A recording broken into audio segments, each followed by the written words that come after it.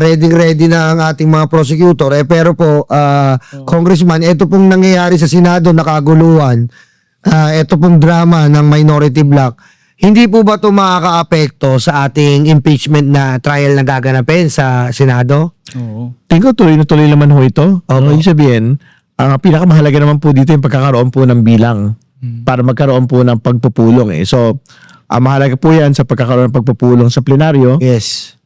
ng Senado, pero mahalaga din po yan para dun sa pagkakaroon ng pagpupulong sa Senate Impeachment Court. No? So, kung meron ho silang 12, pwede ho magsimula. Yung po nga paglilitis. Yun. So, 12 pala ang magic number. Yes. No, hindi nila mapipigilan yun. So paano yan kung dapat 16 ba dapat na votes? Kasi medyo nababawasan po sila. May nakulong, may nagtago. Ano po ba yun? Tama po yan. Para ma-enlighten yung viewers natin. Yung Mga consequences. ano po ba yan? If ever, ano ba, nabawasan pa po ng 2, yung round out po ba ng conviction, babawasan rin po? Sa kasalukuyan po, ang sinasabi po ni Senate President Pro Tempore Sherwin Gatchalian, 16 pa rin yung pong kailangang bilang para po mag-convict. No? So, yan po yung tinitingnan natin. And sa totoo lang, yan pa rin naman yung pinaghahandaan po ng House Prosecution Panel makapag-convince ng 16 na mga senator judges para i-convict po ang ating pong pangalawang Pangulo. Pero po yung, kung Terry, ito po yung tanong ko. Halimbawa po, si Jinggoy po ba, ibig sabihin nasa Sandigan Bayan po, kasi po sinasabi po ni Bibi Sara na kailangan isama si Jinggoy. Pero, di ba po, tama po na hindi na maisama si Jinggoy bilang senador dahil parang suspendido na rin po siya, di ba po? Ganun po ang turing.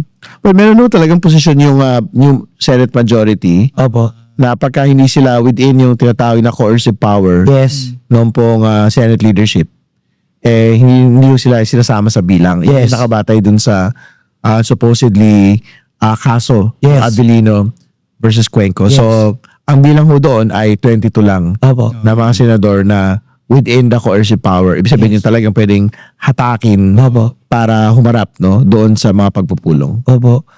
Pero hindi po ba parang suspendido yun? Hindi po ba pag may kaso sa Sandigan Bayan, automatic suspendidong senador? Ganun po ba yun? Well, isa yan din sa mga nakalagay din doon, no? Opo. Parang so, ibig sabihin, kung meron ongoing na paglilitis, hindi ka pwedeng kumubra ng sahod mo. Yes. No? So, ibang bagay pa yun. Ibig sabihin, nakabata yun doon sa pagkakakulong niya. Yes. Hindi ba? So, yun, pwede rin maging mabatayan yun para sabihin na hindi dapat kasama si Senator Jinggoy doon po sa bilang po ng quorum. Yes. So, argument pa po pala siya, no? Medyo argument pa. Hindi, isa doon sa mga batayan kung bakit pwedeng sabihin na hindi dapat siya kasama doon sa bilang ng quorum. Alright.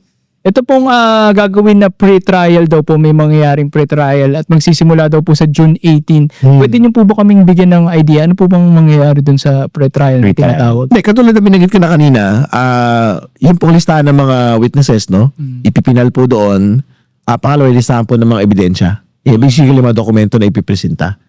So, yan po. Ibig sabihin, kailangan more or less tapos na yung pong laman, no? Nito po nga tinatawag na pre-trial brief at witness list, document list. Pero sa totoo lang, wala naman hong bagong-bago doon po sa alam na po ng publiko, no? Yes. So, halimbawa, yung pong pagkakaalam natin sa AMLC reports, no? Ano na? Oo. Yung pong bank accounts, actually, yan ho yung pinakabago dyan.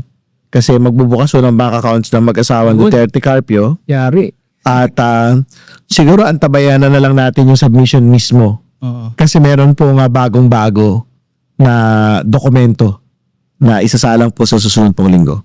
Tama po ba yung yung sinasabi nila na sa pre-trial dapat maibigay mo na dyan kung kanwari may mga witness ka? Hindi, para mapigilan yung kanwari later on biglang may a-appear na lang na hindi mo sinama sa pre-trial. Pwede po bang mangyari yun? Pwede yun kasi nakalagay naman din doon sa order ng atin pong Senate President Pro Tempore, who is the presiding officer, na pwede hong mag-reserve.